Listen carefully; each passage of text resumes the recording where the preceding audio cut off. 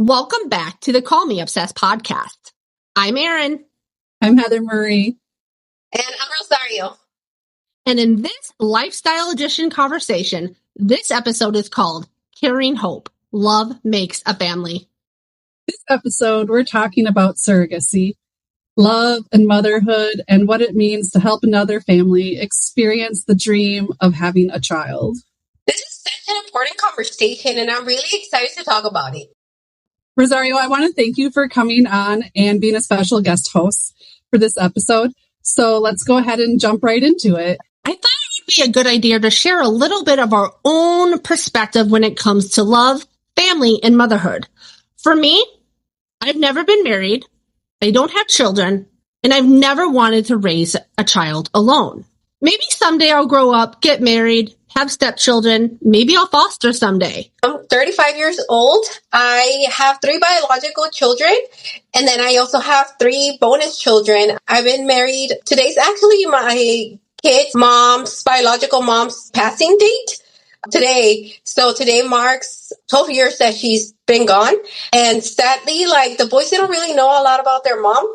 I'm trying my best to be the best mom I can for all my kids. I feel like I'm going to be like that role model. When they look back, I don't want them to feel like they didn't know what having a mom was. I want to be that for them. And I've been a surrogate 2 times. The first time I did surrogacy, I was 27 years old. And then the second time I did surrogacy, I was 33. So I have 3 kids ranging from age 26 down to 19, a girl and 2 boys. And motherhood has been one of the most defining parts of my life. My kids are the center of my world. Being a mom has taught me so much about love, patience, and how much your heart can grow when you're responsible for some tiny little human that depends on you. And even as adults, they sometimes depend and rely on you. It's not always easy, but for me, it's rewarding watching my kids grow into their own people. And my kids are amazing adults, all 3 of them. And family to me is everything. I'm curious to hear both of you guys' perspective on this. When you hear stories about surrogacy and helping other families have a child, is that something that you ever thought about? When I hear stories about surrogacy, honestly, I think it's one of the most selfless things someone can do for another family. As a mom, I know how life-changing it is to hold your child for the first time and realize this little person is yours to love and guide. The idea of helping someone experience that, especially if they thought it might not ever happen for them, it's really powerful. I've definitely thought about it before. Pregnancy is such a huge physical and emotional journey. So it takes a very special kind of person to be willing to go through that for someone else. And I have so much respect for women who choose to do that because it just shows how big someone's heart is. I probably would not be able to do it. That is just because I am very empathetic and I feel what other people feel. And I'm assuming there's a lot of emotion. And also there's a little fear in me of childbirth as well. I don't think surrogacy would be for me in any timeline of my life because of the risk. There's a lot of fear in that idea if I went down that road for myself. Yes, and it's totally understandable. I get a lot of messages from many girls who tell me, it's not worth risking my life for somebody else. And I always tell girlies, surrogacy is something really important, something that you really have to consider. One of the requirements to become a surrogate is that you need to have given birth before. A lot of girls tell me, well, why? I want to be a surrogate and I've never had children. You must have at least 1 child because that way they can see how your pregnancy goes and everything. And I've had girls tell me they had complications, and I tell them, girl, then don't do surrogacy. If you had complications and you're already thinking a lot about it, then don't do it. As for me, I feel like all my pregnancies were really easy. I didn't have morning sickness or any of the stuff that girls talk about. I think I went into surrogacy with, you know what, I've had 2 pregnancies. They were good. I can do another one. And then the pregnancy went super smooth. Everything went well.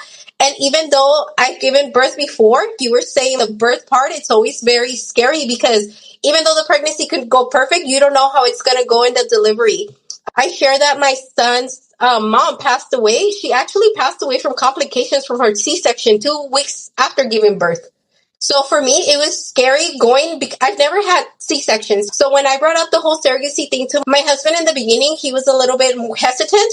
But then he's like, well, you know what? You had great pregnancies. Go for it. I had so much support from my husband, making sure that I feel comfortable throughout my whole surrogacy. It all started because I was looking for a part-time job. One of my coworkers was actually pregnant via surrogacy. And I remember asking her all the questions that people ask me. Oh, how are you feeling? Like you're carrying someone else's baby? Are you going to get attached? She explained to me the whole process. It's been almost 2 years that I gave birth. I don't miss the baby, but I know I can reach out. If I want to talk to him, I can always talk to his mom. And now looking at the big picture, now that it's been 2 years, I'm just amazed at myself that I was able to create that little person for somebody. Her mom's a single mom. She really wanted to have a baby, but she just couldn't. I'm glad that I was able to do that for her, complete her family. Oh, that makes me so emotional. I love that. She was a single mom. Oh my gosh. I love that you had healthy pregnancies and that the support you get from your husband to do that. I think that's probably what also makes it easy for you. There's no strict with the surrogacy requirements. You can't be a surrogate if you had more than 2 C-sections. If you've had more than 4 pregnancies, they automatically consider you high risk. So they're really strict. So I tell girls all the time, you need to be honest, because at the end of the day, you are putting your life at risk for somebody else. So I always tell girls, if you're not, it has to come from within. It's not just about the money. It's more than the money. I always tell girls that it takes more than just money, girl. It's a lot. It's a big process. You're putting your body through so much. You had 9 months of your body changing. Even longer, because you have to do IVF shots. And all the emotion you must feel. Like, I'm just emotional not being pregnant and just living my life. I couldn't imagine the emotions that you were carrying on top of your own, but then you're also, I would imagine you're carrying the emotions of the mom. When I was pregnant, she constantly contacted me. She was always asking me if I needed anything. How was I feeling? And she just would always tell me, be happy, my dear. That's all she would always tell me. I want you to be happy. And it's like you're saying, because I feel like she didn't want me to be sad or anything, because she didn't want her baby to feel those emotions. And I told people I never cried. The only time I cried was when I left the hospital after I had the baby. But it wasn't a cry because of sadness. It was just a cry because seeing the mom holding her baby and just the whole picture. And it's like, wow, I was able to create this. That was the feeling that I was having. It wasn't a sad feeling. And it's been almost 2 years, and I feel like I don't feel sad at all. It's a fulfilling feeling. I'm sitting here and I'm really jealous that you got to experience such a powerful thing. There's no words to express what you gave this woman. And I love that you're just honest. I didn't even think about that this was a job, a part-time. But how is this part-time when you're 9 months, even longer, like you said? A year in the making, most likely. Now, I'm in the beauty industry now, so I've met so many women, and hearing their stories of a lot of women struggle with fertility.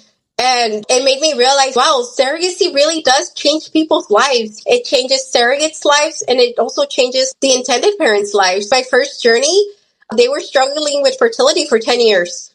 The fact that I was able to have a baby for them really changed their lives. Intended mom, she told me there was no amount of money that I can pay you for the feeling that you're giving me, for what you have done for me. So it's very fulfilling at the end of the day to know what you're saying as a woman have been able to go through that, because a lot of girls have told me, I want to do surrogacy just to experience it. They're not doing it for money, or they're doing it because they've met someone who has struggled with fertility. So it's like, what if I'm able to help someone? Why not?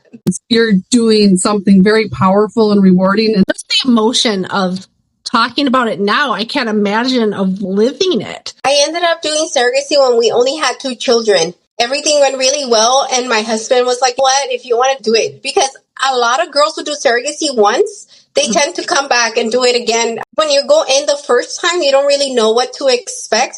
And then once you've done it once, then you're like, wait, that wasn't that bad. I've talked to so many surrogates who still keep in touch with their babies. And when you're in the process of becoming a surrogate, they ask you questions like that. What kind of relationship do you want to have with the intended parents? I wanted to keep communication with them just so that I can see the baby grow. Open communication. I think that's beautiful. Is that for both of the babies that you gave birth to? Yes. So it's totally optional. I chose that. A lot of girls have told me, I just had the baby and I gave it to the parents and that's it. And then what you guys were talking about, the emotional part, it is very emotional because you're still, as a woman, you're still going through all the hormones. And I tell people, I think your body as a woman, it's meant to nurture. Your body holds this baby for 9 months, and then the baby's gone, and then your body's like, what's going on? There's a lot of support when you're a surrogate, a lot of emotional support and during the whole pregnancy. And then something that I love about the whole surrogacy is that we had a lot of support groups. I had groups where I would join once a month, and I got to talk to other surrogates. So I was in constant communication with 12 other surrogates. We were going through the same thing. So we would all support each other and give each other feedback. I think just having so much support really made a difference. The whole time I was pregnant, I was working. And I always tell people nothing really changed after I had the baby. I just wasn't pregnant anymore. I was only in bed rest for 2 weeks after I gave birth, and then I went back to work and everything. And I just remember talking to the baby's mom and her telling me, oh, I haven't been sleeping. The baby cries a lot. And I'm just like, it's motherhood, girl. And I'm sleeping through the night. When you talk about your husband, when you said you have his support, can you talk more about that? Because there's probably women out there that don't get that kind of support. And you just glow when you talk about. I'm intrigued. You know what? It's really nice that I have so much support from my husband. My husband went with me for the transfers. He was with me in every appointment. When I gave birth, he cut the umbilical cord for both of the surrogate babies. I think my husband knew. He sees the big picture. I mentioned he had gone through his wife passing from childbirth. So he was always on me all the time because he wanted me to have a good pregnancy. So I get a lot of messages from girls, like you said, that they tell me I want to do surrogacy, but my husband's not okay with it. And people are like, how did you convince your husband? And I tell people, I think a lot of just, how did I convince him? He understood what surrogacy is. And when I first brought it up, at first, he was also like, wait, what is that? You're going to have somebody else's baby? Mm-hmm. And when I explained to him, no, they make the baby in the lab. And then once the baby's made, that's when they put it inside the surrogate. So watching videos and stuff. And then he got educated on surrogacy. And oh my God, he's like my biggest supporter. Every time there's videos or something, he's always like, let's do this, let's do that. And he looks at the big picture. He always tells me, it's really nice what you were able to do. You were able to help us as a family, and then you were able to help somebody else achieve their dreams. Round of applause for your husband. Yeah, you guys, you both have big hearts. You both have big, caring, giving hearts. It shines through. Can you give more details on what the expectations are for becoming a surrogate?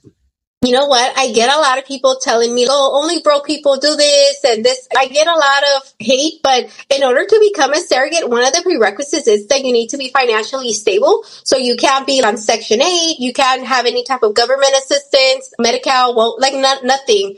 It's a lot of prerequisites. Some people have medical insurance that covers surrogacy, but if you don't have insurance, they get one for you. You can't have no more than 4 children and no more than 2 miscarriages. You cannot apply if you had 2 C-sections. So you're only able to apply to become a surrogate if you only had 1 C-section. Age prerequisites are 21 to 37. Okay. And then the big one, the one that I struggled with a lot, was the BMI, the weight. I've always been a plus-size girl. So to me, both times I did surrogacy, the issues that I was having was my weight. I was way past, the BMI has to be under 30. So the first time I did surrogacy, I lost 30 pounds to be able to become a surrogate. And then the second time I lost 50 pounds to become a surrogate. Wow. And I just felt like I was really determined to do it because I knew that I could do it. It took me almost a year to lose the weight, but I was able to do it. And they're really strict with the prerequisites. If you had complications during birth, they won't allow you to become a surrogate because, like we said earlier, it's a big process. You're risking your life. And then they also want girls who are good with communications, carrying someone's baby. So if they want to reach out to you at any time, it's nice that they can get in contact with you and not go missing or, hey, is she okay? Where's my baby? What's happening? Makes so much sense. So would you ever do it again? You know what? I've gotten asked that so many times. And I told my husband, like, go for it. But I told my husband, no, I'm done. I'm 35 already. I'm not getting any younger. I feel like I did too, and they were beautiful. Then I feel like sharing my story really has helped encourage other girls because a lot of people, they didn't know about surrogacy before. I'm done. I've had 5 pregnancies, and the doctor did tell me that too. He's like, the older you get, the higher risk for complications, so it's not worth it. Your story is beautiful. I would read a book if you wrote it. Oh, thank you. So many people always ask me, do you regret doing surrogacy? And I'm like, no, I don't regret doing surrogacy because I get a lot of hate. A lot of hate. A lot. Why? A lot of people tell me, oh, now you're all loose. But I'm like, but it's our body. It's the women's body. We get back to normal. Or people telling me, I would never do that for somebody else. But then it's like, I tell people, it has to come from within. It's not just about the money. There's so much that goes into surrogacy. The money's going to go away eventually. But so you had a couple and then you had a single mom. How awesome is that? You had 2 different stories. Did you get to pick? Yes. So you pick awesome. each other. Yes, exactly like that. You build the profile, you talk about yourself, about your family, your hobby, and then they ask you when you're in the process of surrogacy, do you mind caring for gay couples, for single parents? Because there's a lot of single and gay couples that go into surrogacy. You're so amazing. I love this story. All right, to wrap this episode, we're going to do something fun. This section is called Rapid Fire Love Questions. All right. Do you believe some people are meant to become mothers in unexpected ways? Yes, I definitely do. A lot of women have struggled with fertility, and I always feel like babies are a blessing. I remember when I was pregnant with my 3rd baby, I was crying because I was not expecting him at all. And I remember crying and calling my mom. And the first thing that my mom said, don't worry, God's sending you for a reason. It's a blessing in disguise. And I totally see it because after I had my baby, I started my business and I started the whole social media thing. So I don't think I would have had gotten the guts to do it if it wasn't because I was expecting. So Erin, after discussing all of our whole discussion here this evening, do you think your idea of family might change someday? No, I'm sad. I'm 43. I'm happy as a single woman. If I fall in love someday and he has children or we want to foster, I have a lot of nieces and nephews. Do you think that love is truly what makes a family? Yes, absolutely.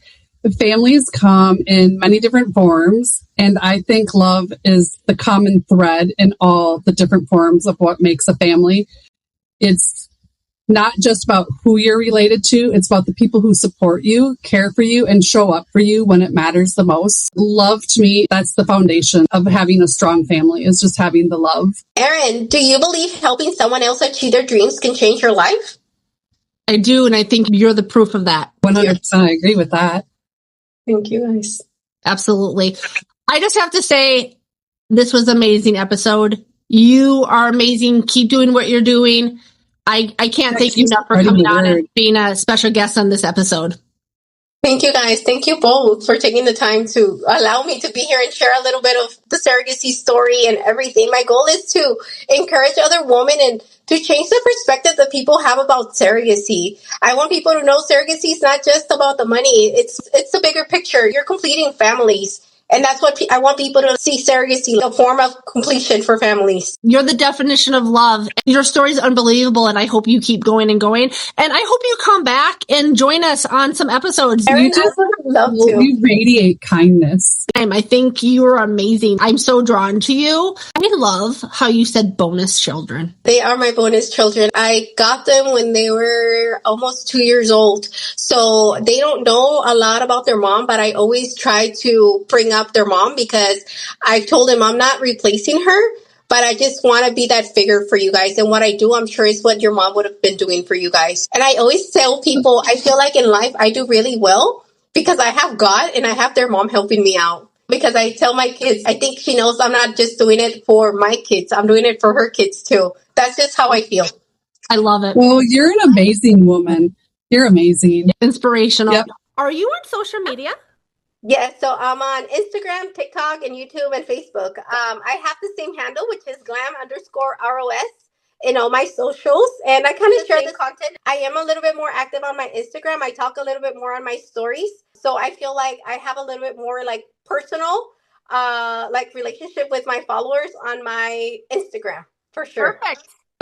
This has been a really powerful conversation about love, family, and what it means to help someone reach and build their dream. This has been another Lifestyle Edition episode on the Call Me Obsessed podcast. Bye, everyone. Bye.